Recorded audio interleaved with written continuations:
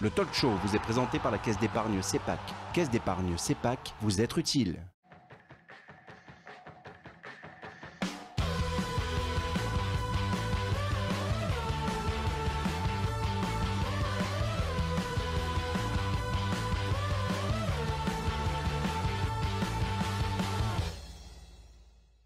Salut à toutes et à tous, bienvenue sur le plateau du Phocéen, c'est le talk show, le talk du jeudi. On commence tout de suite avec le sommaire de cette émission. On parlera évidemment de Rudy Garcia qui vise maintenant la 4e place. On évoquera également ce déplacement à Nancy dès demain, vendredi 20h45. Abdenour, une bonne idée pour la défense centrale, c'est la question qu'on va se poser. Et puis évidemment, vous le savez, vous le connaissez, le fameux Tu préfères fait son retour ce soir dans notre émission. Avec Karim Attab de Maritima Media. Bonsoir Karim. Qu'est-ce qui te fait tant rire ? Bonsoir à tous. Non, mais le Tu préfères avec le Bounassar, il est déjà mythique, je te le dis. C'est un indice, un indice pour les régions. Ça, ouais. Oui, non, mais c'est clair que... Toujours un plaisir de t'accueillir, Karim. Et le plaisir est également partagé. Toujours un grand plaisir de vous rejoindre sur ce plateau. Merci à toi. Romain Canuti, toujours un plaisir aussi, mais on a un peu plus l'habitude. C'est vrai, je vais essayer de faire une Tony Cellier, d'offrir un repère supplémentaire à Karim. En face de vous, messieurs, les consultants et supporters, Maxence Volpe pour commencer, l'habitué du lundi, mais qui vient le jeudi. Voilà, de temps en temps, ça m'arrive. Bonsoir à tous. Bonsoir Max. Et à côté de toi, Hichem Khoury, avocat. Bonsoir. À Marseille évidemment, qui nous conseille des fois sur certains points. On parlera peut-être ce soir si on a le temps de la loi éthique et compétitivité. Je sais que c'est un gros dossier, on en parlera peut-être si on a le temps. Mais Hichem se cachait derrière un article, puisqu'on ne signe pas nous au Phocéen, mais c'était toi qui nous avais beaucoup éclairé. Tu avais fait un article qui avait eu beaucoup d'intérêt sur le site et qui avait été très bien accueilli. J'ai une breaking news qui est au-dessus de toutes les breaking news qu'on a jamais eues dans cette émission, messieurs. On a le nom de la Ligue 1. Tu sais qu'il y a un fameux naming pour la Ligue 1 qui devait tomber aujourd'hui. C'est tombé. Terrible. Pronostic, messieurs, autour de la table. À ton avis, Maxence, comment s'appelle la Ligue 1 ? Aucune idée. Un petit truc qui pourrait te faire rire, peut-être. C'est plutôt marrant. Moi, je vois Burger King. Non. Excellent. Hichem, t'as une petite idée, un truc rappelons que c'est la Domino's Ligue 2, hein, donc peut-être un indice ou pas. Est-ce que si c'est Pizza Hut qui prend le truc, c'est la McDonald's Ligue 1? Non, on est plus comme c'est un championnat où souvent il faut construire ses équipes, ça se fait de briques et de broc. Oh là, pas ça. Pas quoi ? La Legos Ligue 1. Legos, c'est pas mal, non. C'est la Ligue 1 Conforama. C'est vrai ou pas ? Oui, c'est vrai. Je vous jure que c'est vrai. Voilà, une réaction, messieurs ? Conforama qui appartient, alors là je prends un peu, peut-être j'empiète sur les plates-bandes d'Hichem, mais oui. Conforama qui est une entreprise qui appartient au groupe Pinot, comme un club de la Ligue 1, à savoir Rennes. On va observer l'arbitrage dorénavant de nos amis rennais. Ça y est. Pour voir s'il y a si on peut avoir de suspicion ou pas. Bon, messieurs, on va rentrer tout de suite dans la première partie de cette émission après cette digression évidente sur Conforama. La 4e place, ça y est, alléluia. Rudy Garcia la joue depuis des mois. Certains ont lancé l'appel qu'il fallait la jouer. C'est juste qu'il a répondu à ta requête qui date à peu près de. Et figure-toi que ce n'est pas moi cette fois-ci qui lui ai posé la question. La question était de notre confrère. Je crois que c'était qui avait posé cette question, Karim ? Il me semble que c'est RMC, c'est Flo Germain, il me semble qui l'a posé. Mais après, il est retombé sur ses pattes quand même. Oui, et puis après, on l'a cuisiné un petit peu aussi. Rudy Garcia sur la 4e place, c'est parti. Malheureusement, on ne sait pas ce qui ressortira du résultat de Bastia-Lyon, mais il faut viser la 4e place, voilà, maintenant. Et après, on verra où on se situe. Même si on n'était pas programmé pour ça, maintenant, il y a tout à portée de main, on est à un point du 5e. Non, c'est pas un scoop, on ne sait pas. On ne sait pas combien de points on est de Lyon, puisqu'ils ont encore ce match en retard. Voilà, déjà le précédent, on a mis beaucoup de semaines à attendre le résultat du match, donc voilà, c'est un peu particulier, mais ne me faites pas dire ce que j'ai pas dit. Hein. Lyon n'y est pour rien, qu'on n'ait pas ce résultat-là. Maxence, alors on la joue cette 4e place du coup. Écoute, tu es sceptique toujours. Non, ouais, je suis sceptique par rapport au classement, par rapport au fait que forcément.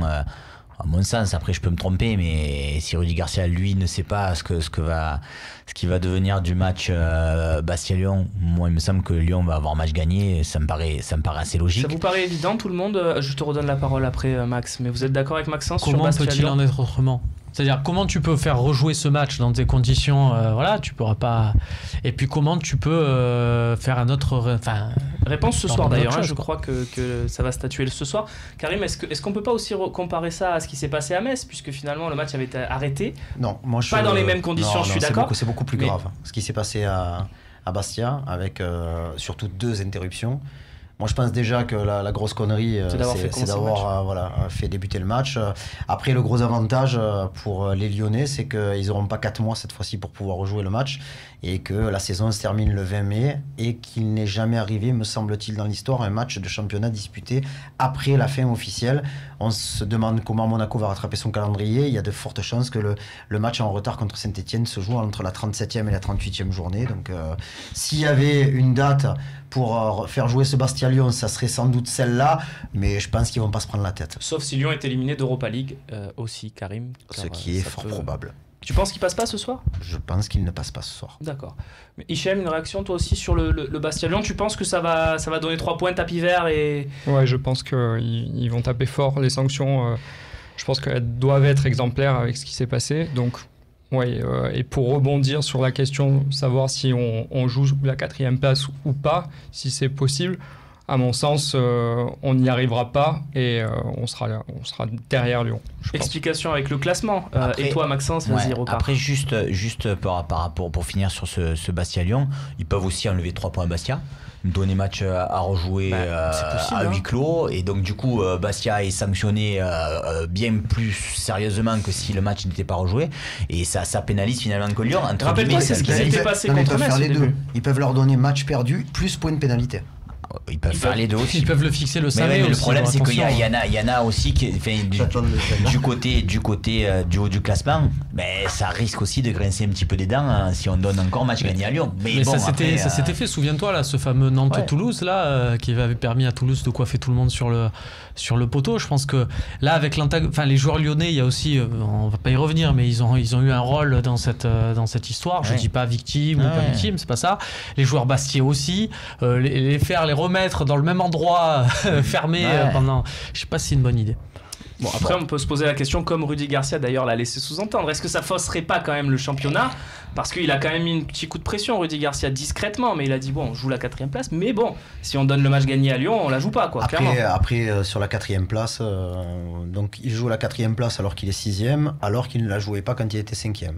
C'est vrai. Donc c'est un peu paradoxal, moi je trouve. Je pense que c'est plus une question de timing. Là, il reste 5 journées et c'est plus facile, je pense, pour lui d'avoir ce message pour dire à ses joueurs 5 matchs, 5 victoires. Enfin, ça passe plus que de le faire quand tu l'interrogeais qu'il restait encore 8 matchs ou 9 matchs. Parce que quand tu dis 9 matchs, 9 victoires, je sais pas, je suis dans le vestiaire, je le regarde et je dis tu sais quoi, viens me voir en août et dis-moi 38 matchs, 38 victoires. Non, mais tu pouvais regarder le calendrier, et le calendrier quand même était assez compliqué pour Lyon. Il est encore compliqué parce qu'aujourd'hui ils ne sont pas éliminés encore de l'Europa League comme je le pressens, et ils ont un match quand même super important dès dimanche contre Monaco. On a des hashtags live talk qui passent comme celui de Perrin qui nous, là c'est plus la foi du supporter qui connaît le déplacement à Bordeaux et qui dit moi j'y crois pas parce qu'il y a ce déplacement à Bordeaux. Alors il y a 3-4 ans maintenant, quand on était avec José Anigo, les 7 derniers matchs, l'équipe est invaincue, une super forme, une super dynamique, et il y avait Lyon qui était devant, mais on n'a pas réussi à les rattraper parce qu'on a fait que des victoires, sauf à Bordeaux où on a fait match nul. Voilà, le calendrier complet, tu disais Karim sur Lyon, voilà, il y a ce match contre Monaco, c'est dimanche, puis Angers, il faut faire attention, dans le nouveau stade Raymond Kopa, c'est difficile d'aller gagner à Angers. Après, c'est vrai que s'ils passent contre Beşiktaş ce soir, ils vont peut-être continuer dans leur logique. J'ai les dates si tu veux. Les dates, c'est avant Nantes et avant Montpellier. Avant Montpellier. Non, et puis du coup, leur fin de championnat, recevoir Monaco, comme tu dis, aller à Angers. Europa League, Nantes, Europa League, Montpellier. Finir en recevant Nice, on sait jamais si Nice joue quelque chose. Ça, ils avaient fait tourner, il n'y avait pas de Lacazette, il n'avait même pas fait le déplacement. Ouais, mais bon, après, sans manquer de respect à l'équipe corse, c'est quand même. Déjà, les Corses ont beaucoup de problèmes liés aux blessures et aux suspensions, donc ils ont du mal à faire une équipe qui tienne véritablement la route. Rappelons-nous le match précédent quand même contre Lorient à domicile de Lyon. Voilà, ça laisse. Ça pourrait laisser présager que Lyon lâche des points. Ils ont fait clairement. Ils lâchent par rapport à l'Europa League. Là, c'est clair et net. Mais ils ont raison. Enfin, l'Europa League, s'ils la gagnent, ils sont qualifiés en Ligue des Champions à leur place. Je leur souhaite d'aller jusqu'en finale et de perdre contre Manchester. Et puis voilà. Et qu'on leur soit passé devant entre temps. On va regarder le comparatif. précis avec Lyon, avec des projections. Voilà, si jamais l'OM gagne ces 5 matchs et que Lyon se fait un petit peu accrocher, voilà, encore c'est tout à fait possible, une défaite, 2 matchs nuls de Lyon avec le calendrier qu'on a vu, et ça passe, donc il faut peut-être gagner ces matchs-là, Hichem, non? Tu y crois ou pas quand tu vois cette projection? Puisqu'on voit qu'au final ça fait 66-65 et le supporter te dirait qu'il y croit parce que je suis derrière mon équipe, mais sincèrement on va pas faire que des victoires, il faut pas se leurrer. Donc après sur le calendrier de Lyon, une défaite contre Monaco c'est possible effectivement. Après je pense sincèrement qu'ils sont capables de battre Nice à domicile et d'aller gagner à Angers. Donc non, franchement, je reste sur ma position. Vous avez mis une victoire à Montpellier, ils peuvent très bien faire un match nul à Montpellier. Oui, voilà. Et toi, tu peux faire match nul contre Bordeaux, ça pas de souci. Oui, en sachant qu'ils ont quand même un goal average bien supérieur, un goal average particulier supérieur également, donc ça fait un point de plus. Quasiment un point de plus. Tout à fait. Particulier comptera pas. Messieurs, on va passer, si vous le voulez bien, peut-être une dernière question sur le calendrier. La 5e place, est-ce que pour vous elle est capitale? On l'a déjà dit, Romain, par rapport à la Coupe de France, mais est-ce qu'elle est de plus en plus possible? On va remettre les rivaux et regarder le calendrier de Bordeaux. Là, ça se joue vraiment sur les prochains matchs, Maxence. Là, c'est jouable Bordeaux, là, maintenant. C'est jouable. Tout dépend ce déplacement à Bordeaux, c'est toujours pareil. Là, ils reçoivent Bastia ou Dijon. Après, ils vont à Saint-Etienne. On a vu ce qu'on a fait avec Saint-Etienne qui est en train de complètement flancher. Donc, moi, je trouve pas que Bordeaux ait une fin de championnat si compliquée que ça, quoi. Je me demande d'ailleurs, tu parles de Saint-Etienne, si le fait qu'on ait écarté, entre guillemets, Saint-Etienne permet pas aussi à Rudy Garcia d'avoir un discours plus offensif en disant tiens, on va taper la 4e place, on va essayer. Au moins, il risque pas forcément d'être exclu de l'Europa League, non? Moi, je prendrais vraiment pas de risque, aucun risque. Il faut que l'OM finisse 5e. Parce que tu sais jamais ce qui peut arriver. Parce que Paris ou Monaco va jouer la finale de la Coupe de France contre Angers ou Guingamp. Guingamp qui a déjà battu le PSG cette saison au Roudourou. Bon, le PSG a mis une gifle. Alors, je suis d'accord que sur ce genre de match, après Paris est grandement favori, il n'y a pas de problème. Mais les surprises, ça existe. Ils jouent pas comme une clôture. Ils vont pas jouer contre une clôture. Prier pour que Matuidi soulève le trophée, c'est dur. Mais quand tu imagines que contre Monaco, tu te dis, bah là, quand même, pour une fois, s'il faut, ils vont pas gagner la finale. Et puis qu'ils font un gros match et que derrière, ils écrasent tout. Moi, je les vois pas ne pas gagner en finale s'ils y sont Paris. Mais ce sera leur seul titre de la saison. En plus. Sur ce classement, il y a le trophée des champions aussi. Attention, de la Ligue. C'est vrai. Nous on les compte quand c'est nous. On dit 6 titres de Deschamps, donc comptons-leur à eux aussi, soyons magnifique. Soyons justes. Concernant cette fin de saison, plus que le challenge, vraiment, on l'a dit 100 fois, 5e, 6e place, c'est pareil. Je pense qu'il y a aussi beaucoup d'importance pour le fameux projet. Tu veux le lancer, si tu as une dynamique, tu finis la saison avec une bonne note, là tu as un objectif, tu as ces 2 matchs où tu vas avoir une lutte à distance, on l'a dit, Nancy-Caen, et après tu rentres dans un truc, tu as la chance d'avoir un calendrier avec des confrontations directes, puisqu'il va avoir Saint-Etienne-Bordeaux, il va avoir OM-Bordeaux, et donc tu vas avoir derrière cette dernière journée, Lyon-Nice, on sait pas. Faut le vivre, faut y aller à fond, et je comprends l'idée de Rudy Garcia aussi de dire allez on le joue, même si voilà, de créer une dynamique. On sait que derrière, quand des fois tu finis bien une saison, ça peut enclencher sur la suivante. D'autant que le dernier match de Bordeaux à Lorient peut valoir son pesant de cacahuètes aussi. C'est vrai. Parce que Lorient, ils sont bien revenus en cette fin de saison, donc ils peuvent jouer le maintien sur ce match-là. Messieurs, on avance dans ce talk, on va maintenant évoquer le match à Nancy, le match de demain, vendredi, 20h45, c'est parti.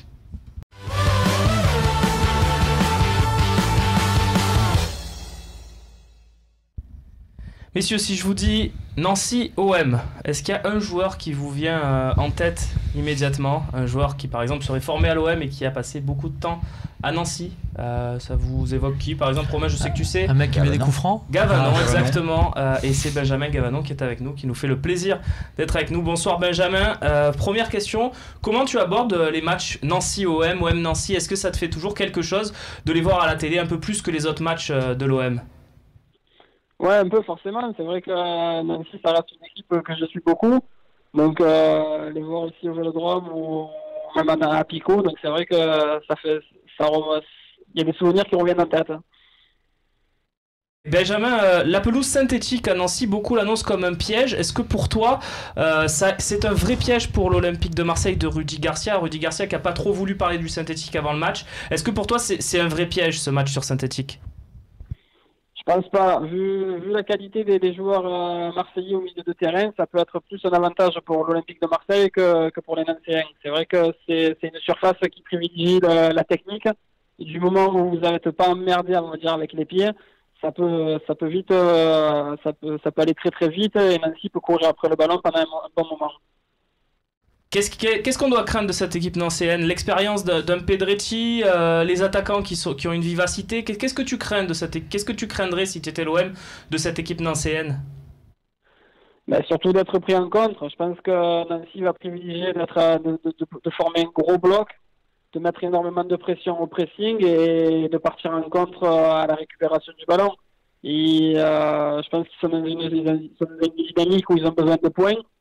Et généralement, quand ils ont besoin de points pour faire de grosses performances, je pense que Pablo va plutôt opter pour cette solution-là. C'est-à-dire Marseille va être confronté à un gros bloc défensif et derrière, ça va contrer assez vite. Romain Canuti a une question pour toi, Benjamin. Ouais, j'en ai deux petites parce qu'on a retrouvé un bon tireur de coup franc là, à l'Olympique de Marseille avec Dimitri Payet. Je voulais savoir s'il était plus fort ou moins fort que Benjamin Gavanon, qui en a mis aussi quelques-uns. Je voulais lui demander un peu son avis sur les coups francs de Payet, mais surtout, il en a parlé un peu de Pablo Correa. Est-ce que l'ami Pablo Correa, que tu connais très bien, c'est le genre à avoir un discours, l'entraîneur qui sait avoir un discours quand il y a l'OM en face, qui sait avoir le discours pour surmotiver ses joueurs? Au niveau des coups francs, malheureusement pour moi, il les tire mieux que moi, donc c'est vrai que ça c'est de grosses armes pour l'Olympique de Marseille. Et c'est vrai que Pablo est très très fort sur ça. C'est vrai que par rapport à l'engouement que ça va générer, il va être bon, je pense, dans sa causerie pour justement pour annoncer aux joueurs que voilà, il va falloir se surpasser. Et que finalement en face ça va être quelque chose de jouable. Malgré tout, il va essayer de leur faire croire qu'ils peuvent le faire.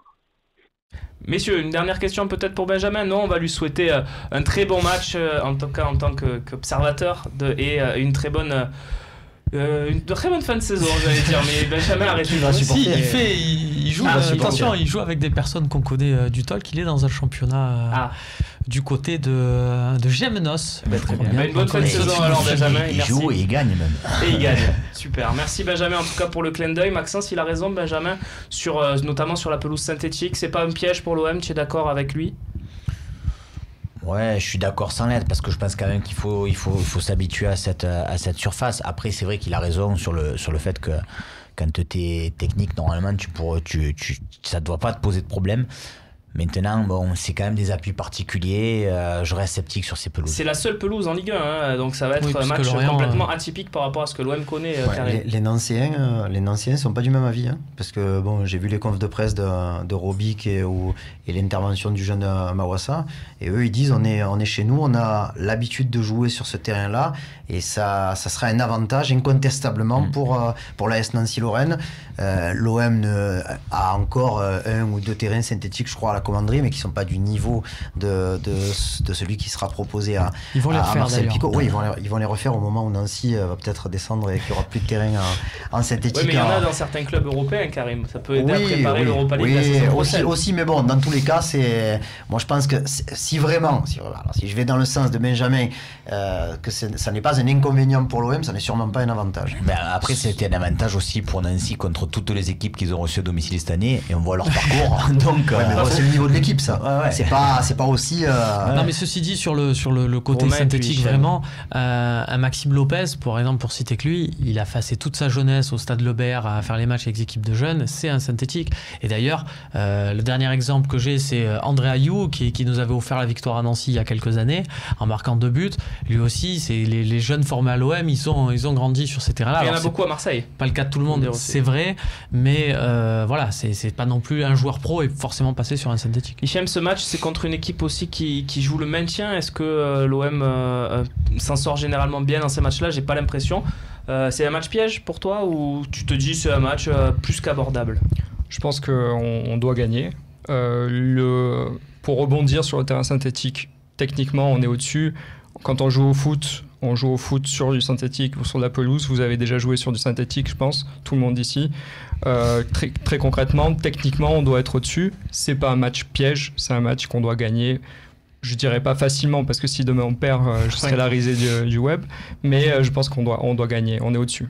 Voilà. On va regarder les compos, messieurs, si vous le voulez bien. Vous allez voir que l'Olympique de Marseille a un absent de taille, c'est Bafé Gomis, évidemment, et peut-être aussi Rémi Cabella, ce qui pousserait finalement Clinton Ng à avoir une titularisation un peu inattendue, Karim.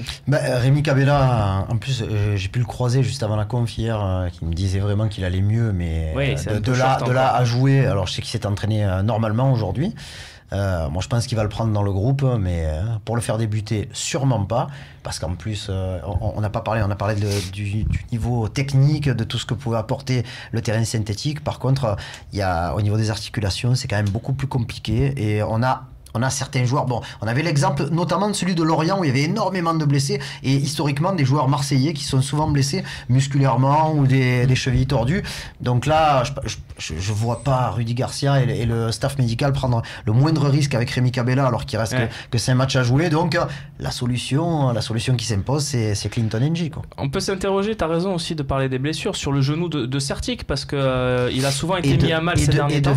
Et de vainqueur qui a fini la rencontre touchée au on aura peut-être une surprise dans la compo aussi de ce côté-là, Romain, non? Tu n'y crois pas? Tu penses que ça sera quand même Sertic vainqueur qui vont jouer dans l'axe? Je pense aussi, vu leur expérience, mais après c'est vrai que ça peut tourner de manière un peu compliquée. Faut pas l'envisager, il y a aussi la possibilité et le scénario qui existe, qui est de gérer intelligemment cette rencontre. Après, Sertic fait des bons matchs en ce moment, donc ça paraît très logique qu'il reste dans l'équipe de titulaires, mais c'est vrai que à son poste, quand on regarde, on n'a pas forcément tout le temps les remplaçants. Là, si il y a quelques matchs encore, on se posait la question, Fanny, Sertic, Fanny, bon, si vraiment il a un doute, il pourra peut-être faire jouer Fanny.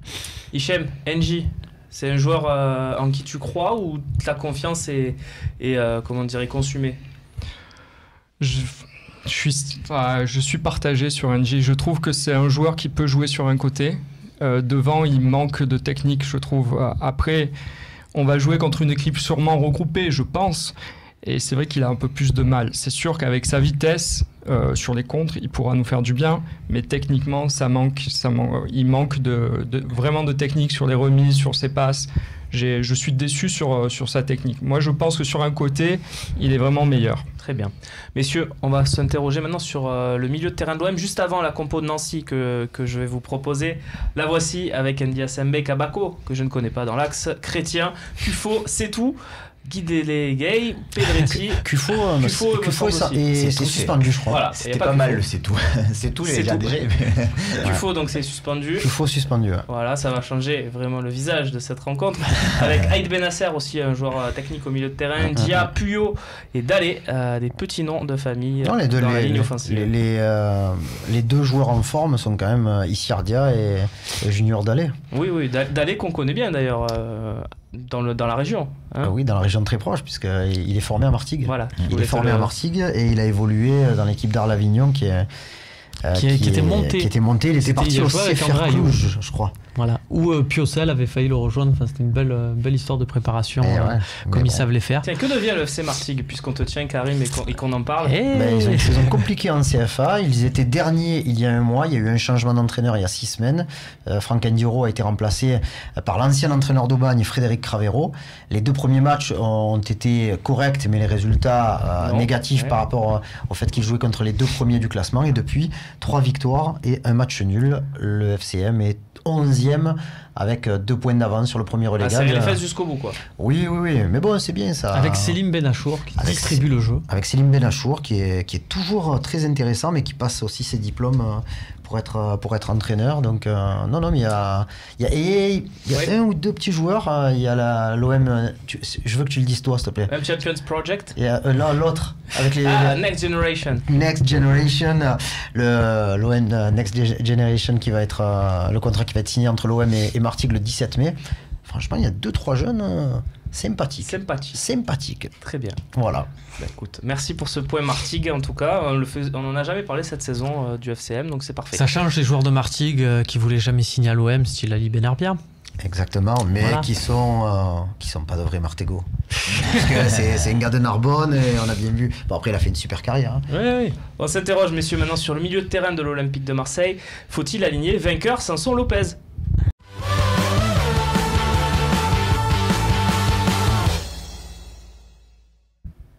Le fameux milieu de terrain vainqueur Samson Lopez a été à la fête face à Saint-Etienne. On a tous apprécié le match des 3 milieux de terrain. Mais il ne l'a pas toujours été, notamment sur certains matchs à l'extérieur. On parlait la semaine dernière du duel Zambo-Lopez pour la titularisation. Est-ce qu'aligner ce milieu dit léger à Nancy est une bonne idée selon toi, Hichem?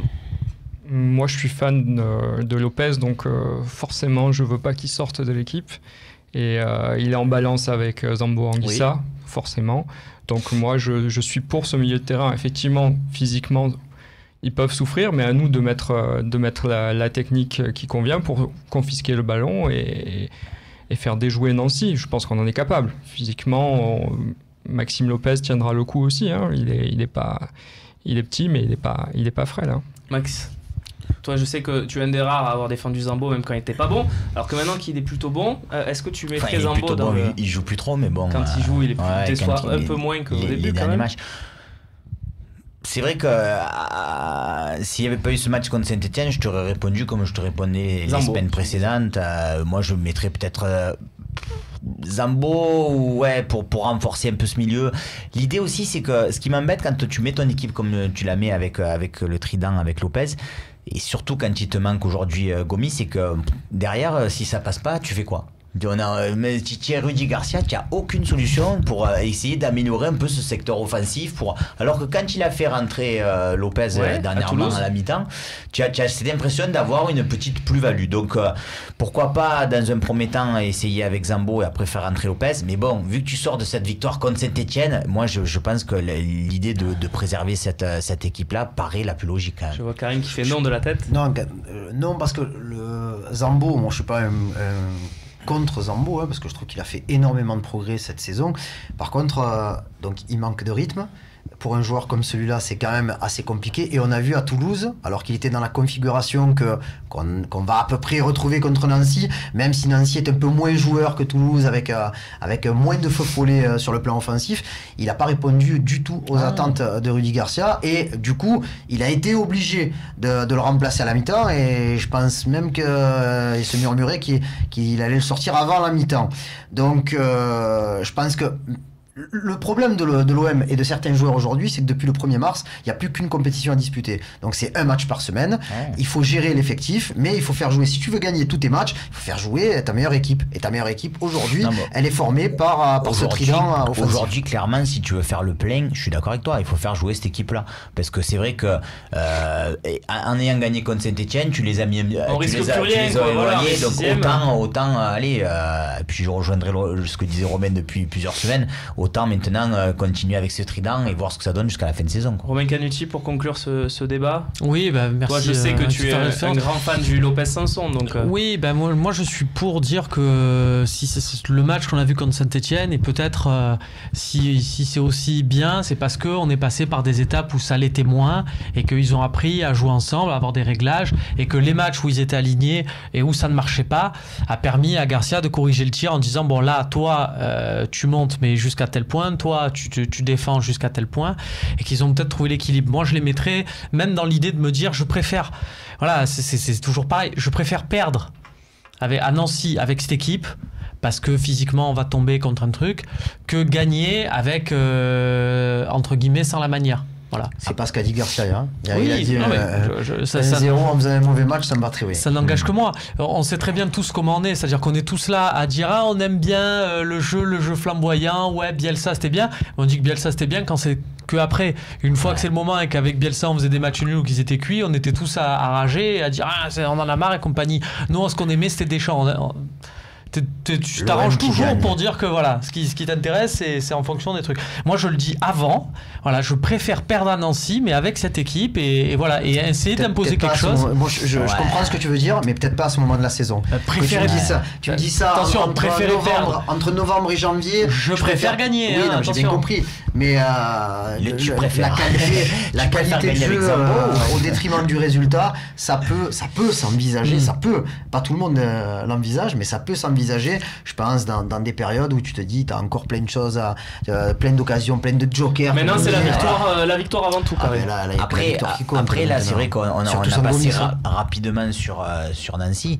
Mais quand des fois, selon les équipes que tu rencontres, tu te dis ouais, bon, ils sont en bas de classement, etc. Eux, en plus d'aller vers le bas, ils restent quand même sur une série archi négative, quoi. J'aimerais voir le classement pour voir les lancers. Après, sur le dernier match à domicile, ils l'ont gagné 3-0 contre Rennes. C'est le seul sur les 10 derniers matchs. Oui, bien sûr. Parce que Rennes était encore plus en dessous. Et on rappelle, voilà, Nancy qui est 17ème, 31 points. Ils ont craqué complètement quand ils ont perdu. Je crois qu'ils menaient 2-0 contre Lorient il y a 3-4 matchs. Ils ont perdu 3-2. Et là, formidable reportage J+1. Depuis le début des matchs retour, je crois qu'ils sont derniers avec Bastia. Oui, et il faut faire attention au fameux barrage vidéo. Le premier match de Ligue 1 qui devrait se disputer avec l'arbitrage vidéo, c'est le barrage entre Ligue 1 et Ligue 2.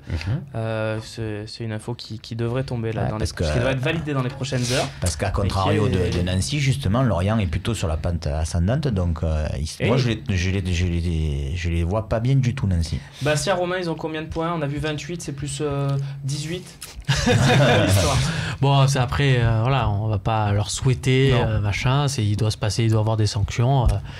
Voilà, on s'en réjouit pas. Moi, je me réjouis pas du malheur des Bastiais, même si je trouverais évidemment, comme le disait Hichem, logique qu'ils soient sanctionnés au vu de ce qui s'est passé. Mais ça concerne une partie des supporters de Bastia et ne jamais oublier que les 3 quarts du stade sifflent. Je sais pas, j'ai pas l'heure. C'est 18h. À mon avis, ça va se régler en quelques heures. Oui, ça va se régler tard, oui. Ouais, à mon avis, ça va se terminer. Tu peux toujours compter sur quelqu'un du Phocéen pour veiller. Ça va alors. Effectivement. On passe tout de suite à une partie défense centrale.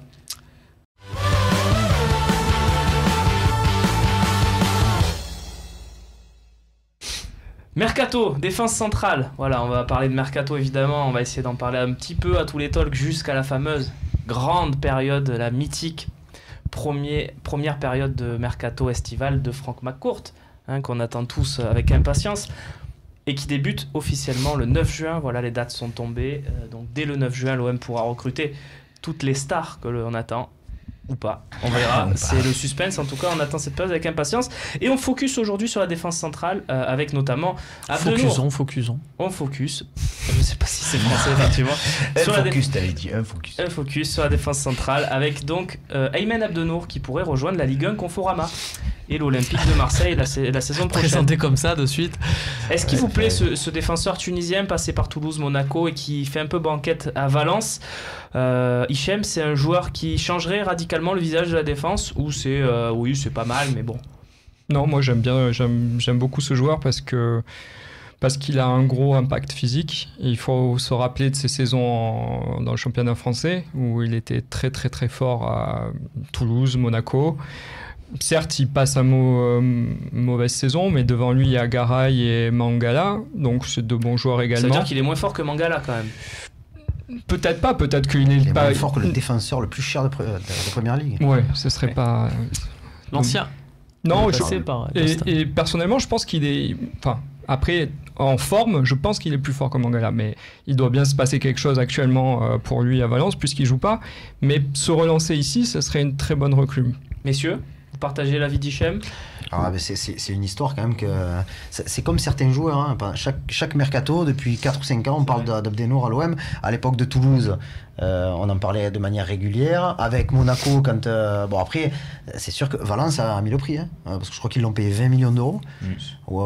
Après, est-ce que c'est pas des transferts aussi? Monaco, Valence, c'est vraiment le casting doyen sport et toutes ces histoires-là. Est-ce qu'il a vraiment... Le transfert n'a pas été surévalué pour d'autres transactions? Peut-être aussi, mais bon, dans tous les cas, ça reste un joueur très intéressant. Ils l'ont acheté aussi après une saison très très très bonne à Monaco, donc c'était peut-être le juste prix aussi, non? Oui, non, tu es pas d'accord. Non, mais bon, déjà, j'ai quand même du mal, moi, pour certains défenseurs, que ce soit des latéraux ou des centraux, où on atteint des sommes quand même qui sont faramineuses. Donc, si tu commences à te dire que tu dois... Je te donne l'exemple, tu dois mettre 25 sur Abdenour et 25 sur Benatia, ça fait 50 millions, et après tu fais... fameuse défense des cousins. Et oui, les cousins, tonton du bled, tu le sais. Mais comment tu fais après pour... oui, après il te reste juste l'argent pour acheter en gros une pointe. Ta pointe. Et c'est pas mal, non, après? Si t'as une grosse défense centrale et une super pointe. Oui, ça veut dire que tu ne lâches pas beaucoup ton effectif aussi, parce qu'il va falloir quand même de la rotation. Le problème, je suis aussi également très fan d'Abdenour, enfin le sentiment de puissance qu'il dégage. Le seul truc, c'est que je me dis, est-ce que c'est vraiment ce qu'on recherche à ce poste? Puisque on est plus à râler des relances de Rolando, des relances de Certic, de Fanny. Il faut une charnière complémentaire. Est-ce que Abdenour, oui voilà, est-ce que Abdenour, est-ce qu'il faudrait pas d'abord, est-ce que c'est pas, je schématise. Attention, est-ce que c'est pas Rolando en plus fort, c'est-à-dire les mêmes caractéristiques de Rolando mais en mieux de partout? Et est-ce qu'il faut pas d'abord se concentrer sur un profil vraiment de entre guillemets de libéraux, de relanceurs? Je dis pas ça, non. Je comprends ce que tu veux dire, Romain, mais pourquoi te concentrer davantage? Là, moi, tu as Doria, tu as Rekic, tu as Rolando, tu as 800 défenseurs aujourd'hui. Eux, ils joueront plus. Dans ton effectif futur, j'espère bien qu'ils joueront plus. On a oublié Ubokan, messieurs, quand même. Si tu pars du principe que tu vas avoir les deux défenseurs centraux, certes, je comprends ce que tu veux dire, mais pourquoi se privilégier un plutôt que l'autre? Non, il faut prendre peut-être un joueur comme Abdenour et que tu vas associer justement un joueur technique qui sera capable de relancer. Ricardo Carvalho. Il y en aura deux défenseurs centraux, donc je pense qu'il y en aura un qui aura le profil rugueux. Agressif et compagnie, et le deuxième qui sera un bon défenseur aussi, mais qui aura des qualités de relance. Tiens, on a une proposition d'Alexandre, pourquoi pas Alderweireld, qui peut partir de Tottenham et qui a une clause à 28 millions d'euros. Il veut partir, je suis pas vraiment sûr qu'il veuille partir de Tottenham. Tottenham est quand même en train de réaliser de grandes choses. Ils vont peut-être disputer le titre. C'est une équipe. Il serait bien qu'ils vont pas l'avoir. Non, ils vont pas l'avoir. Puis ça ferait plaisir à Bielsa de faire venir Alderweireld à Marseille quand même. C'était mythique. La liste des 12. Il n'arrivait pas à le dire. C'est vrai. Les joueurs de l'Atlético. Non, mais bon, la clause 28 millions, voilà, c'est là le problème, il est là. Non, si tu commences à mettre des 25-30 sur les défenseurs centraux. C'est pour ça que sur un joueur comme Abdenour, qui aujourd'hui effectivement ne joue pas à Valence, ça peut être intéressant de sonder un petit peu et de voir à combien tu peux le toucher, parce que bon, de mettre Rekic dans la balle. La valeur transfert en carte, c'est 10 millions d'euros, mais je pense que peut-être ça sera peut-être 15. Ouais, mais si tu le touches à 15, ça peut être une bonne recrue, je pense. Messieurs, question d'Alexis Picon sur Facebook, puisqu'on parlait de Marcelo. Le voici. Marcelo du Beşiktaş, celui-ci. Peut-il faire partie du projet olympien? Vous plaît-il? J'ai envie de te dire, c'est là-dessus que j'attends le duo Zubi-Garcia. C'est d'aller nous chercher comme ça un de ces défenseurs, un défenseur central qu'on ne connaît pas forcément. Enfin, si on peut éviter Marcelo, c'est il te plaît pas, lui? Bon, on n'aura pas la chance de le voir ce soir parce qu'il est suspendu, je crois. Mais bon, après, en plus c'est un joueur qui joue charnière centrale, milieu de terrain, qui est polyvalent, mais qui a pas. C'est Certic un peu. Non, en plus énervé, je te le dis, parce que ça rentre. Mais bon. Si tu l'associes à Abdenour, ça fait 2 grands. Quand on avait fait la liste, non mais voilà, là on est d'accord, on est dans le même profil, quoi, le profil du méchant. Là-dessus, on avait fait on avait fait une liste là des. Oui, c'est comme un film, on fait un casting.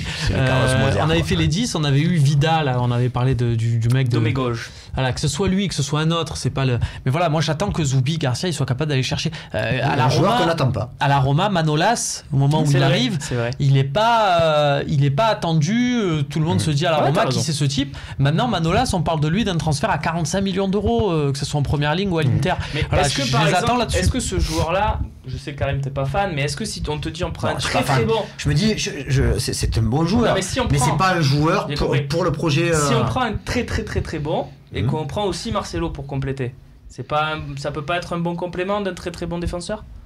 Je sais pas, moi Non, je pense qu'il y a des joueurs qui à cette valeur-là qui sont aussi intéressants. Moi je dis qu'il faut faire attention, voilà. Je le rejoins assez parce que je vais pas non plus le faire des comparaisons qui n'ont pas lieu d'être, mais bon, je me souviens avoir entendu autour de ce plateau quand Rolando a signé que il avait joué à tant de clubs que ci que là, et puis finalement voilà. Mais est-ce que Rolando c'est aussi nul que ça?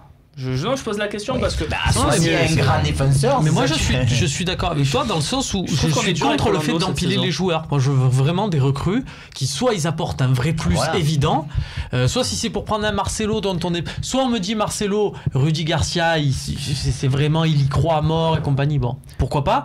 Mais sinon, si c'est pour recruter un mec, c'est bon, on en a dit. Hichem, il est à mettre dans la même charrette que Rekik, Doria, toi, Rolando. Je suis très franc, je ne le connais pas du tout. Non, Rolando. Rolando. Tu le mets dans la même charrette avec Rekik, Doria, tout ça. Allez, va-t'en. Il est un peu meilleur, mais il nous faut. Rolando, Doria, Rekik. La problématique, c'est que pour les deux, Rekik, Doria, ils sont jeunes, mais ils n'ont pas de vitesse. C'est incroyable. Rolando est un peu meilleur que les deux, mais moi personnellement je mettrais Fanny à sa place. Donc très concrètement, Rolando l'année prochaine, moi je suis pour son départ. Moi il faudrait partir peut-être des joueurs, voilà, en complément, avec une vraie, avec numéro 3, mais tu pourras pas garder et Rolando et Fanny pour jouer les compléments. Donc c'est je pense pas. C'est un poste où ça tourne un peu. Quand même. Il y a Certic aussi. Il y a Certic et je vois pas un club arriver avec une valise et dire allez mettez-moi Rekik, Doria, le même club, ça va être compliqué. Ça va être suspect même. Parce que Fanny il a pour ambition de continuer encore, sachant que maintenant il joue pas à cette fin de saison. Encore une saison. Oui, il va faire une saison. Il a une saison, il a signé. Flo nous demande si on pourrait pas prendre John Terry. Il y a 4 ans, je t'aurais dit oui. Voilà. On rigolerait, mais moi, il y a... Il y a 4 ans, il aurait pas dit oui, lui. Il y a un de ses coéquipiers, moi, que je prends. On l'avait dit, on en avait parlé. Bien sûr. Je le prends quand il va. Messieurs, la partie Mercato s'achève. Je vois le chrono, on n'a pas vraiment le temps de développer les questions économiques comme on voulait le faire. On voulait prendre beaucoup de temps pour le faire. Tu repasseras, Hichem, notamment quand le décret, tu m'avais parlé du décret, tu préfères attendre par rapport à cette loi, pas de souci. Dès que le décret d'application sort, on pourra en reparler. Parce que ça va changer les choses sur les salaires notamment, c'est ça. Répondre à certaines questions et certaines critiques par rapport à cet article sans souci. Très bien. Quand le décret d'application. On attend le décret d'application qui arriverait quand à peu près tu as une... Il y a des échéances gouvernementales là. Voilà, la problématique c'est quand même la présidentielle, donc c'est au ralenti, mais je pense qu'ils sont obligés de le sortir cette année. Avant le mercato.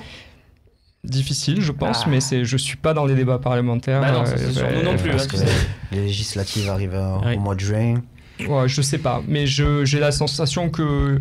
Plus à la rentrée peut-être. J'espère pour notre championnat, parce que... Ça serait quand même bien, donc ça serait c'est une loi qui peut être positive pour qu'on puisse concurrencer les autres championnats, j'en suis convaincu. Je te vois acquiescer, Karim. Mais je suis d'accord, mais bon, on attend, il faut attendre, tant que c'est pas officiel, ça sert à rien de trop miroiter. Non. Très bien, messieurs. On passe à la partie, la fameuse, le tu préfères, c'est parti.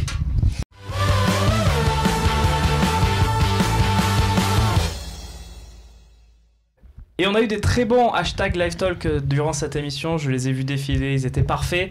Je vous demande si vous voulez participer au Tu préfères de nous soumettre un tu préfères, voilà, tu préfères, c'est 2 choix très compliqués, vous allez le voir si vous ne connaissez pas le concept.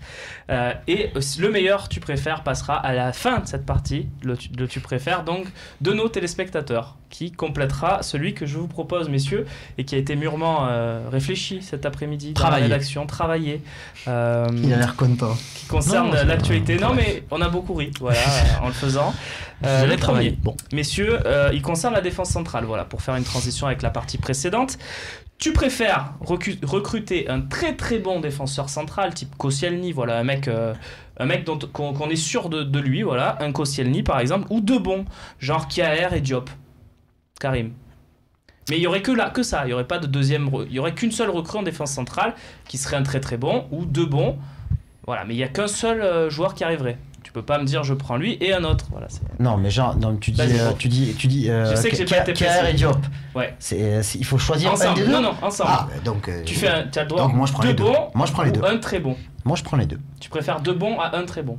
Oui, oui, parce que le très bon, il est très bon aujourd'hui. Non, mais j'ai dit Koscielny, mais ça peut être un autre. Ah oui, d'accord. Bon, voilà. Mais bon, après, qui c'est ton très bon exemple. Qui c'est ton très bon, Karim, pour situer Mats Hummels. Bah alors. Non, mais d'accord. Ouais, bah oui. Très bon accessible. Allons-y. Ouais, mais bon, un très bon accessible, c'est. Je sais pas, Benatia par exemple. C'est Benatia, Abdenour. Bon, mais alors, Benatia, seul. Non, je préfère. Non, je préfère Kerr Diop. Romain. Parce que Diop a un bel avenir. Un peu c'est la question, mais. Moi, je préfère un très bon. Je préfère un très bon. Ça dépend le très bon que vous me sortez là. Si vous me sortez un lapin de Garenne là, qui c'est pas. Non, voilà, un très bon. Qui vaut 30 millions, comme Alderweireld à 28 millions d'euros. Un très bon. Je préfère un très bon. Voilà, on parlait de Koscielny par exemple. Je préfère un Koscielny à 2 Diop. Voilà. Très bien. Je peux compléter le tu préfères pour. Ouais, bien sûr. Et donc tu l'associes à qui? Le très bon. Ouais, enfin, bon, j'ai toujours un petit espoir concernant Boubacar Kamara qui complète. Donc après, tu as Certi, Boubacar Kamara, c'est ça. Max. Moi 2. 2 plutôt bons, mais même pas des bons. Je suis d'accord. D'accord, 3e. Je peux pas prendre un gardien joueur. Les 2 que tu as cités bons sont pour moi 2 mauvais exemples. Diop, c'est un joueur qui est bon à en devenir, mais qui j'aime pas. Mais t'as pas le choix en fait, hein, c'est un tu préfères. Non, mais tu choisis on a compris. Pour moi, c'est pas 2 bons que tu nous as proposés. Loïc Perrin, des trucs comme ça quoi. Voilà, si c'est vraiment 2 bons. Ouais, 2 bons, le petit Abdenour et le petit Benatia, c'est 2 bons. Là. Bon, il a pas très bien marché ce tu préfères. Je vous propose maintenant un tu préfères. L'énoncé de France. Ouais, j'ai pas été bon, je sais. L'OM termine quoi qu'il arrive 6ème, c'est l'énoncé. Hein, voilà. Il n'y a pas de choix, l'OM est 6ème. Aïe, je la vois venir. Bien sûr. Est-ce que tu préfères, Karim, mais on commencera par Maxence celui-là. Est-ce que tu préfères que Guingamp humilie le PSG 6-1? Donc voilà. Donc on est d'accord. L'OM n'est pas européen. Voilà, dans ton énoncé aussi, Guingamp et Paris sont qualifiés pour la finale, parce qu'il y a des demi-finales. Finale Guingamp-Paris, l'OM est 6ème. L'OM a besoin d'une victoire de Paris pour être européen. Guingamp humilie Paris 6-1, l'OM n'est pas européen. Ou Paris humilie Guingamp 6-1, Matuidi chambre l'OM avec un grand plaisir, mais l'OM est européen. Non, mais tu peux pas la poser comme ça. Voilà. Tu es obligé de dire Paris gagne ou Guingamp. Non, tu rages. Bah oui, c'est ça. Alors. Non, mais je suis obligé de dire que je préfère Paris, même si. Non, je peux pas le dire, mais. Si tu préfères, c'est le nom de l'émission. Je préfère ça. Je préfère que l'OM soit en Coupe d'Europe. Michel. Ouais, je préfère que l'OM soit en Coupe d'Europe. Donc tu en conclus. Tu t'en fous d'avoir des messages de Matuidi partout dans la presse. Ouais, c'est vrai. Ouais, on est habitué maintenant. Romain. En même temps, suivre Guingamp en Coupe d'Europe, c'est pas mal. Hein. Claudio Beauvu, tout ça, c'était sympa à l'époque. Alors je sais pas, j'ai un peu de mal. Passe à Karim Atta, si on est 6ème. Voilà, alors, si on est 6ème, pour moi, ça veut dire qu'on a raté quelque chose, ça veut dire que on n'est pas dans le. On mérite pas. Donc, tranche. Il répond pas. Guingamp 6-1. Guingamp 6-1. Karim. Non.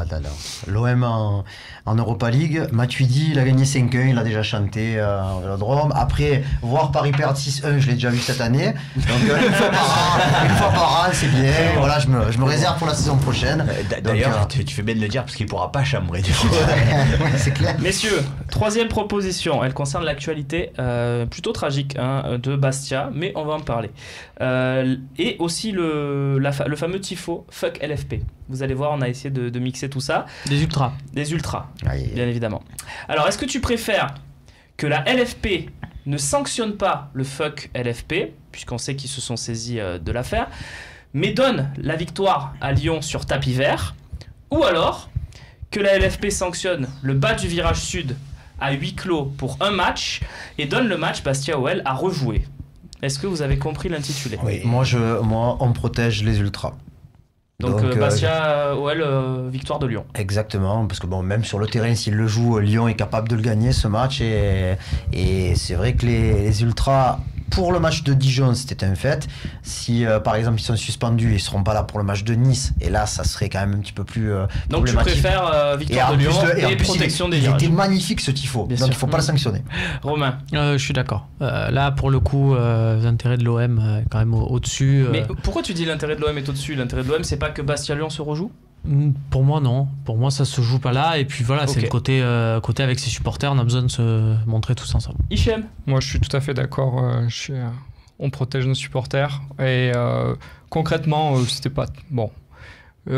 Pour rejoindre Karim, si Bastia-Lyon se rejoue, Lyon peut gagner. Donc, surtout si c'est à huis clos. En plus. Ouais. Maxence? Voilà, je suis d'accord aussi avec mes partenaires, d'autant plus que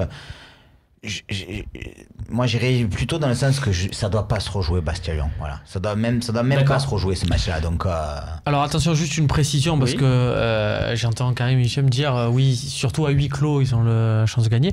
À huis clos il y a quand même des stadiers, il n'y a pas de public mais il y a des stadiers. À Bastia ça a son importance. Et il y a le public qui est devant l'entrée. Voilà aussi. Le dernier tu préfères, c'est peut-être le meilleur, c'est celui qui concerne Bounassar évidemment.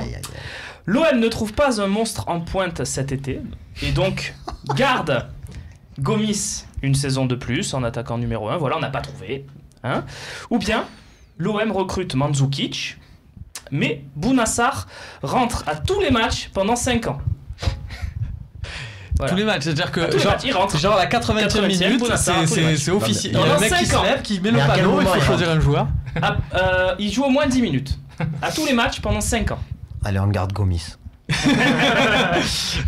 Romain. Non mais en plus il a mieux à faire Bouna que de jouer des 5-10 minutes de match. Il a pas le choix là tu préfères. Oui, ça serait génial. Oui. Imagine, tu votes ça et tu sais tous les matchs l'arbitre qui vient, le 4e arbitre, il met le panneau et les mecs qui se regardent, Garcia il dit bon allez j'en choisis désolé c'est tombé sur toi. Et là votre fameux Bouna time on reprendrait voilà, plus jamais son intérêt. Gomis une saison de plus, c'est pas grave, voilà. Ça arrive. Je crois que Gomis. Mais on aime bien Bouna. Max. Vous êtes dur avec Bouna. Non, on aime bien Bouna. Moi je vais dire l'autre. Tu dis l'autre? Ouais, parce que j'ai envie de voir Mandzukic, c'est tout. J'ai envie de rentrer un peu plus tôt chez toi aussi, du coup à la 80e. 10 minutes de Bounassar par match. De toute façon, si tu mènes déjà 4-0, on rigolera, on dira ouais, nous on avait voté pour ça. Mais il va corser le jeu. Alors je vais corser le jeu. Voilà, parce que Mandzukic ça vous convainc pas. Agüero cet été. Mais Bounassar pendant 5 ans, à tous les matchs. Même à l'heure de jeu, si tu veux. Pendant 20 minutes, Bounassar. Oui, mais même 45 si tu veux. Même tu changes tout. Donc Agüero, c'est 20 minutes. Agüero, mais Bounassar, 20 minutes. Karim. Et Suarez, c'est une mi-temps. Suarez, c'est le match même. Gomis, quand même. Romain. Si tu as Agüero, il y a quelque chose, ça dépasse le cadre du foot. Hichem. Là c'est dur là. Très difficile, ouais. 20 minutes tu exagères. Non, c'est 20 minutes. Donc il prend. Écoute-moi bien. Tu exagères. J'ai consulté selon l'alinéa 49, article 3, c'est impossible. Tu n'as pas le droit de jouer plus de. Non, tu peux pas nous attraper sur le tu préfères. Les règles ont été dictées en rédaction. Tu viens de changer. 20 minutes, ouais. 20 minutes de Bouna. Vous êtes croqué le cerveau cet après-midi. Difficile, Bounassar, c'est. Pendant 5 ans, Pendant 5 ans. Les gars, dites-vous bien que Agüero est un très bon joueur, mais un peu fragile. Donc s'il se blesse, c'est Bounassar qui va jouer tous les matchs. Pendant 5 ans. Alors, et lui il se blessera pas dans l'hypothèse, c'est connu. 20 minutes de Bounassar, c'est trop. Il fait toujours les mauvais choix. Donc Gomis, pas d'Agüero, tant pis. Pas d'Agüero. Ok, j'espère que ça vous aura plu, messieurs. On aura peut-être. Mais toi, tu prenais Mandzukic, tu vas prendre Agüero. C'est trop. C'est trop. Non, il va dire non, je lève Agüero et je reprends Mandzukic. Tiens, voilà. Conclusion, c'est Maxence qui nous offre un dernier tu préfères. Voilà. Tu préfères un super attaquant de classe mondiale ou des super joueurs à tous les postes, mais tu laisses Doria en buteur? En buteur. Oui, en buteur. C'est-à-dire qu'on a tous les meilleurs. Marcelo arrière gauche, on a Daniel Alves arrière droit, on a Hummels en défense centrale. C'est énorme si tu préfères là. Ouais, il est pas mal celui-là. Pas mal aussi, on a des super joueurs vraiment à tous les postes, mais Doria en buteur. Ah non, moi je prends l'équipe de super joueurs avec Doria, je la prends. Ouais. Bien sûr. Bah oui. Mais en buteur, C'est-à-dire qu'il est seul en pointe. Tu le lèves, tu le mets sur le côté. Tu fais rentrer Bounassar à la 70e. Tu joues à 10. De toute façon, les meilleurs joueurs, on les a déjà. Enfin, je parlais avec René Lenji. Bon, Morgan Sanson, du coup, il garderait sa place dans cette équipe avec que des super joueurs. Romain, alors oui, moi, super joueur et Dorian en pointe. On rigole. Maxence? Moi, je vais dire l'inverse encore. Je peux pas accepter qu'on joue avec un attaquant de classe mondiale. Tu prends, toi? Oui, voilà. Mandzukic. Ou Agüero. Mais parce que les joueurs, l'équipe qu'on a aujourd'hui avec, alors évidemment il en manque, mais j'ai espoir qu'on mette un Agüero avec encore 3-4 bons et ça sera peut-être mieux qu'avec Doria en avançant, quoi. Oui, Doria en buteur, non, pas du tout. Un super attaquant. On n'a pas eu la liste. Parce que s'il y avait eu la liste des super joueurs. Allez, messieurs, c'est fini. On te donne du Toni Kroos, du Sergio Ramos, charnière centrale. Tu vois, est-ce que tu veux vraiment Toni Kroos alors que tu as déjà Morgan Sanson et Maxime Lopez? Non, je déconne. C'est une blague. Allez, question-réponse, messieurs. Regarde, attention.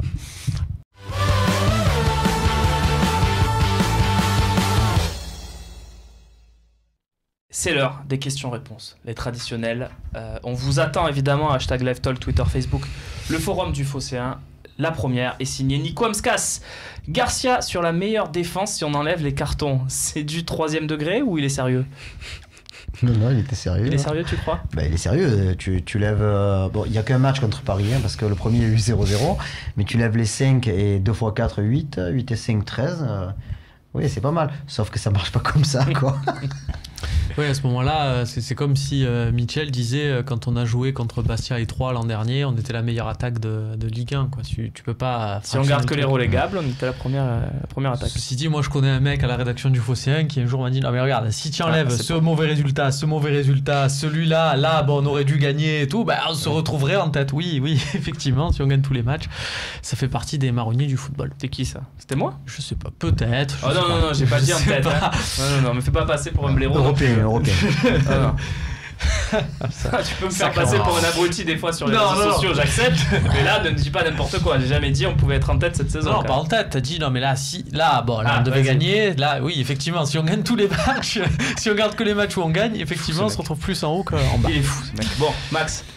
Non, Tu as vu ses déclats? Oui, j'ai vu sa déclat et je me demande s'il est sérieux. Enfin, vous me dites qu'il est sérieux, donc je vous crois, mais en même temps, je me dis c'est grave de penser ça parce que. C'est peut-être de la com aussi, non? C'est peut-être pas la droite. Tu t'aperçois aussi que si t'as pris entre guillemets moins de buts à part Paris et Monaco, il y a quand même des fois où tu aurais pu en prendre beaucoup plus et que ça tient au miracle que t'aies pas pris des valises cette année. Donc c'est que pour moi la défense centrale encore une fois n'est pas bonne et on peut pas dire quelque chose comme mot ça. De la fin sur la question de Nico. Sincèrement, j'ai pas entendu cette déclaration. Qu'est-ce qu'il a dit exactement? Il a dit que si on enlève tous les résultats où l'OM a pris 3-4 buts, en fait on est la meilleure défense. Je te le résume, mais c'est ça. Si on prend les matchs où l'OM n'a pas encaissé de but, voilà.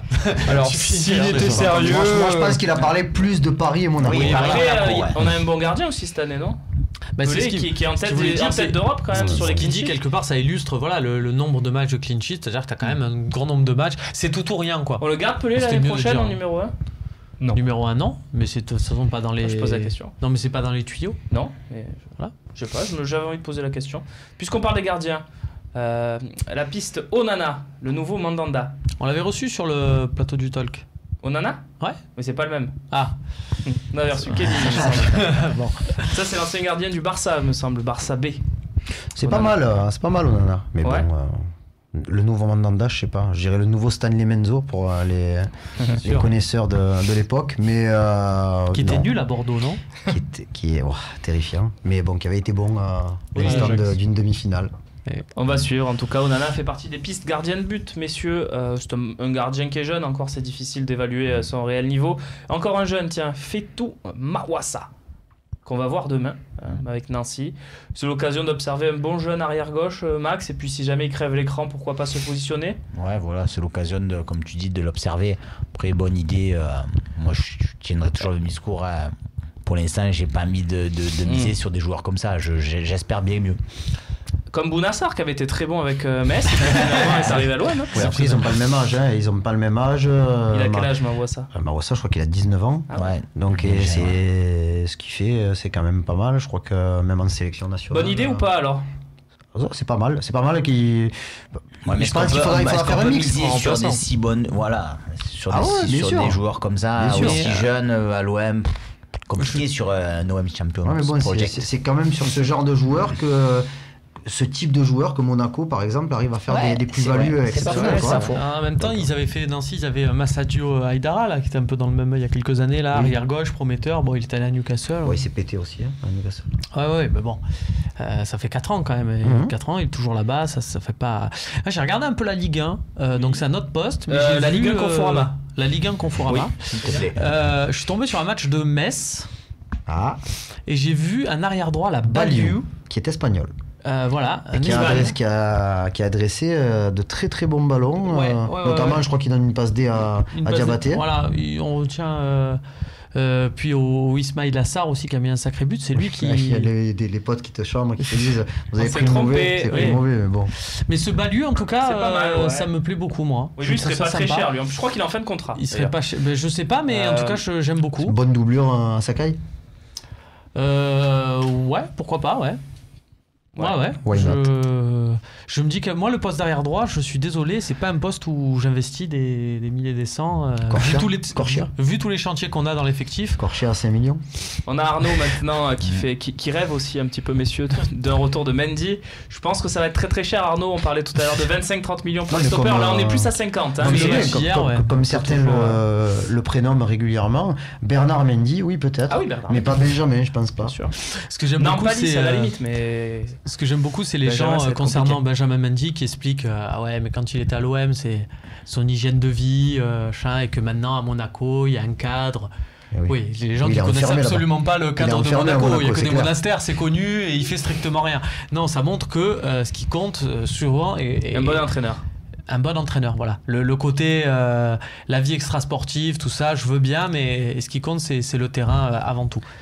Messieurs, on répond quand même à la question d'Arnaud, si vous le voulez. Alors, bien. J'en ai vu un autre dans la Ligue 1 Conforama de joueurs de Ligue 1 à bon potentiel. Vous allez tous me dire un bon joueur de Ligue 1 à fort potentiel que vous voudriez voir venir à l'OM, évidemment. Moi, il y a un joueur que j'aime beaucoup, c'est un attaquant de Montpellier, Mounier. Ouais, Steve Mounier.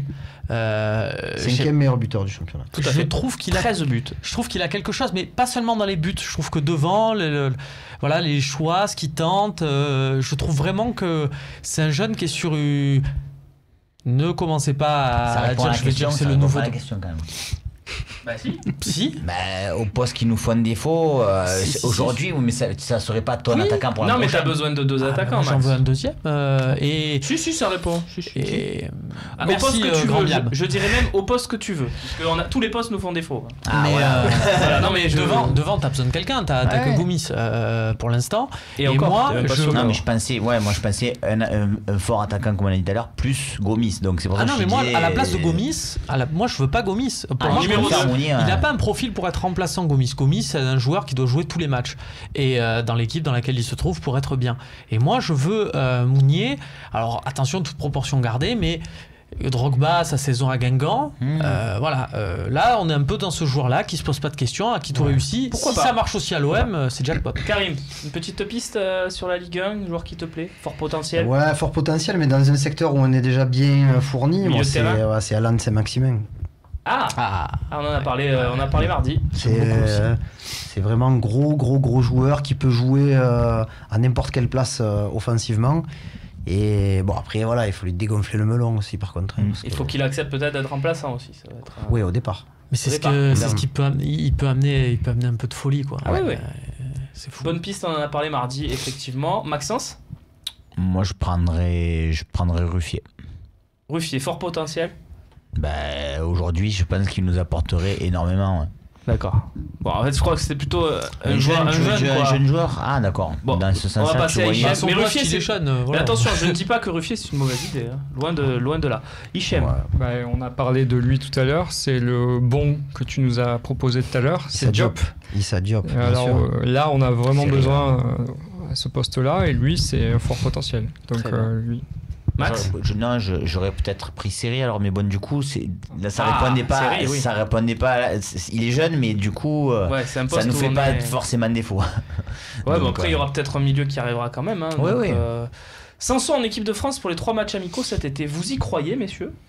La question de Ossine. Pas cet été. Non. Non. Pas cet été, parce que malheureusement pour lui, il évolue dans un secteur de jeu où la France est extrêmement bien fournie pour l'instant.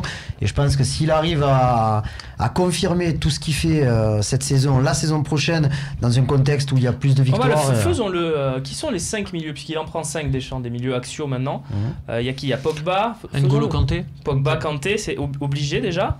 Ensuite, Matuidi. Ouais, il va continuer avec Matuidi sans doute. Rabiot. Oui. Rabiot, pourquoi pas. Et le 5e, il y a... Chimo Bakayoko. Voilà, il y a Tolisso. Voilà, donc il va falloir passer devant 2 de ces 6 personnages. Attention, on sait que... Il y a William Vainqueur si on écoute certaines personnes. Non, mais il y a encore quand même un mec comme Cabaye qui, dans l'esprit de Deschamps, n'est pas mort. Il y a Nicolas dans l'oreillette qui me dit Sanson, c'est pas déjà un meilleur que Rabiot? Répondez-lui. Aujourd'hui non. Non. Aujourd'hui non, et c'est pas le même, c'est pas exactement le même profil. C'est plus c'est pas le profil. Rabiot, souvenez-vous quand même que Barton le déclarait meilleur joueur du championnat quand il avait été prêté à 6 mois à Toulouse et tout, c'était fou. Vous avez oublié Sissoko en 2013, c'était il y a 4 ans. Oui. Vous avez oublié Sissoko. Il y a ton Sissoko. Il est très bien quand il explosera à Marseille. La mousse. Allez, une question suivante, messieurs, s'il vous plaît. Ce sera peut-être la dernière question de ces questions-réponses. C'est Beethoven. La rumeur Tielemans. Est-ce juste une rumeur ou il est observé par le club? Il est forcément observé par le club, mais bon, ça va être compliqué. Ouais, moi je pense même pas qu'il soit vraiment observé par le club. À ce niveau-là, les clubs en ont entendu, Tielemans, on en entend parler depuis 2 ans déjà. Je pense que tous les clubs savent à qui ils ont affaire. Et donc là, on a plutôt intérêt à dire qu'il est voulu et désiré par la terre entière. On est sur un jeu de négociation plus qu'autre chose. Tu vois, c'est vraiment le type de joueur qui, à mon avis, aura du mal à échapper à une équipe comme Monaco. Ouais, c'est vrai que... Et en plus, ils sont favoris, ils sont en pôle, Monaco, dessus, d'après l'équipe d'ailleurs. Peut-être une dernière question, voilà. Que représente le tatou de Romain? Ah, il est flouté. Il est pas vraiment flouté, ton tatou, mais c'est pas flouté. Non, c'est une pochette d'album d'un groupe anglais qui s'appelle Joy Division. Tu veux le montrer peut-être aux gens? Non. Mets-toi tout nu. Non. Ouais, voilà. Non, mais voilà. C'est dans le chanteur Ian Curtis, emblématique de Macclesfield, qui est donc dans la banlieue de Manchester. Voilà, espérant que tu as répondu à Seb Astien qui posait cette question. Une autre question personnelle peut-être pour un autre de nos consultants? C'est fini, me dit-on. On va parler de Théophile Catherine. C'est fini. Romain, traditionnel rituel, il me faut 2 noms dans ton équipe du tournoi de la presse. On a déjà, je rappelle que la première fois, ton premier nom c'était toi, évidemment.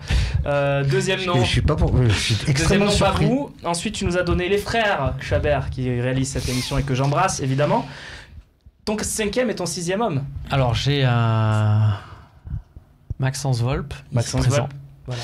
Seras-tu disponible le 20 mai? Oui. Je me dois de me rendre disponible, même si ceux qui écoutent cette émission à l'heure actuelle doivent être en train de se poser des questions. Mais tu seras là. Ne vous inquiétez pas, je serai là la semaine d'après aussi. Tu seras là. Et alors, le nom ne vous parle pas parce que ça fait partie de ces hommes de l'ombre qui font que le Phocéen est le Phocéen. Romain Margheretti. Le troisième Romain. La troisième Romain. La troisième Romain qui n'a pas pris le deuxième Romain encore. On ne sait pas. Suspense. Mais le troisième Romain du Phocéen en tous les cas. Donc tu deviens le troisième Romain quoi. Oui, tu viens de baisser d'un coup, tu viens de baisser derrière. J'ai l'impression qu'au mieux je serai sur le banc. Et encore. Je ne dis pas ça. Mais voilà, donc saluons quand même le travail de l'ombre, du travail informatique aussi de Damien Bayarello notamment. On embrasse Damien et Romain effectivement qui travaillent dans l'ombre comme tu le dis. Et donc c'est ton 6e nom, Romain Marghetti, qu'on embrasse et qu'on... Il y a un peu de... je comprends pas, j'arrive pas à comprendre Marcelo, pourquoi il ne joue pas? C'est Doria qui veut jouer avec Marcelo. Alessandrini. C'est ça, Est-ce que les noms qu'ils donnent, c'est les titulaires? Parce que non, joue à il donne son groupe. Ah d'accord, il donne un groupe. Et j'annoncerai même mon entraîneur. Tu l'as pas annoncé encore? Ouais. Je sais pas si tu l'as pas fait. Annonce l'entraîneur, tiens, allez. Bernard Rodriguez. Ça c'est bon, ça. Voilà. Karim, je crois que tu seras dans les rangs opposés, toi, avec ton équipe. Je travaille pas pour le Phocéen. Hein, mais tu composes une équipe quand même. Oui, je compose une équipe avec pas mal de suiveurs. On a fait une petite équipe sympa, vous en connaissez quelques-uns. Ah oui. Vous avez reçu, je crois, la Barangue il n'y a pas très longtemps. Donc Emmanuel Baranguet dit Batigol, La Perche, la Salience, Tony Cellier. Germain, on espère que Flo Germain, il me semble qu'il s'est blessé un petit peu, donc j'espère qu'il sera présent. On a Monopode, Nicolas Chexbriand de l'équipe 21 qui est Monopode. La chaîne l'équipe, pardon, parce qu'il ne joue qu'avec son pied droit. Donc le pied gauche ne lui sert même pas à monter dans le bus. Voilà. Et Gilles Amar aussi. Gilles Amar, bien sûr, Spider Keeper. Et Michel Aliaga, la voix de France 3 veut sponsoriser le tournoi. Voilà. Et je me réserve encore 2-3 surprises. Bon, je serai sur le terrain également pour montrer un petit peu. Un nom pour cette équipe. Franck Macour qui sera arbitre. La suivante. Très bien. Merci en tout cas d'être venu, Karim. Merci à vous. Tu repasses un décret signé là, je sais même plus quoi, le décret. Ça, décret d'affichage. Tu annonceras la compo de ton équipe aussi. Fais le pied de grue à l'Assemblée nationale et dès que c'est signé, je vous le dis. Merci d'être venu en tout cas, Hichem. Max, à très vite. Lundi, jeudi, quand tu veux. En fait. Même mardi des fois. Même mardi. À lundi donc. Très bien. Salut, merci à toutes et à tous de nous avoir suivis. Si je suis rentré, effectivement. Et à lundi pour un nouveau talk avec évidemment tout le plaisir qu'on aura de vous commenter la victoire face à Nancy. Salut.